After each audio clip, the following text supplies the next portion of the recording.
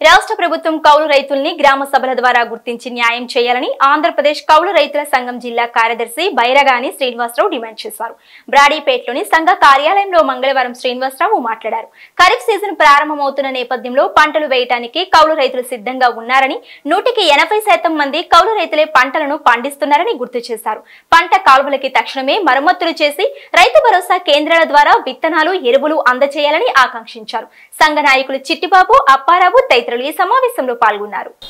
ఈరోజు రాష్ట్రంలో కొత్త ప్రభుత్వం ఏర్పాటైంది. అలాగే వ్యవసాయం కూడా ఖరీఫ్ సీజన్ ప్రారంభమైంది. ఈ ఖరీఫ్ సీజన్లో రైతాంగం ఈరోజు పంటలు వేయడానికి సిద్ధం చేస్తూ ఉన్నారు. ముఖ్యంగా ఈ మన ప్రాంతంలో కౌలు రైతులు అనేటువంటి వాళ్ళు అధిక సంఖ్యలో ఉన్నారు.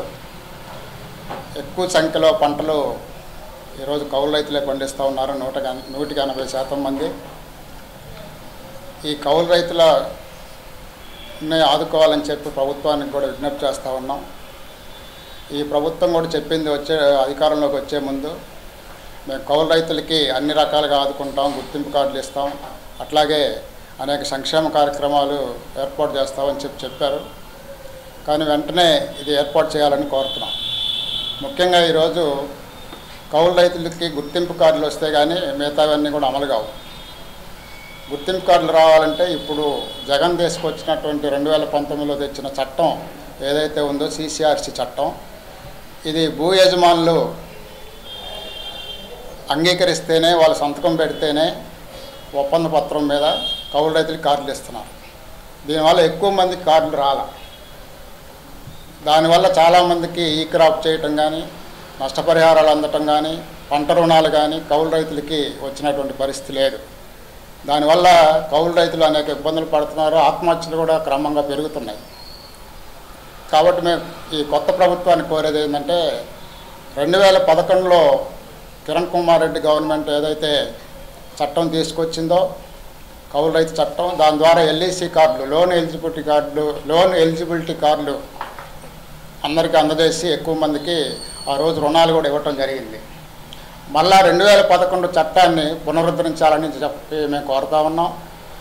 అదే సమయంలో భూ యజమాని సంతకం అంగీకారంతో సంబంధం లేకుండా ప్రభుత్వమే ఈరోజు కౌలు రైతుల్ని గుర్తించాలని గ్రామ సభల ద్వారా రెవెన్యూ యంత్రాంగం ఈరోజు గుర్తించాలని చెప్పి కోరుతున్నాం.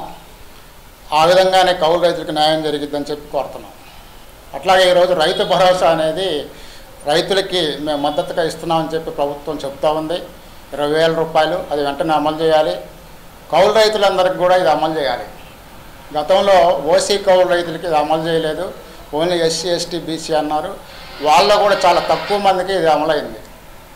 కానీ ఈసారి మేము కోరేది ఏంటంటే ప్రభుత్వాన్ని ఈ OC కౌలు రైతులకు కూడా రైతు భరోసా 20,000 రూపాయలు ఇవ్వాలని, కౌలు రైతులకే రైతు భరోసా ఇచ్చే విధంగా చర్యలు చేపట్టాలని మేము కోరుతున్నాం. ఆ విధంగా వాస్తవ సాగుదారులను ఈరోజు వెంటనే గ్రామ సభల ద్వారా గుర్తించి ఈ కౌలు రైతులను ఆదుకోవాలని చెప్పి కోరుతూ ఉన్నాం. అట్లాగే పంట రుణాలు కూడా పోయిన సంవత్సరం కూడా పంట రుణాలు క్రమంగా ఇవ్వడం తగ్గిపోయింది కౌలు రైతులకి. ఈ కార్డులు త్వరగా అందజేసి వెంటనే పంట రుణాలు, సంక్షేమ కార్యక్రమాలు, అట్లాగే రైతు భరోసా ఇవన్నీ కూడా కౌలు రైతులకి అందజేయాలి. ఆ విధంగా ఈరోజు పెట్టుబడికి ఏదైతే అవసరమో అవి వెంటనే ఇవ్వాలని చెప్పి కోరుతున్నాం.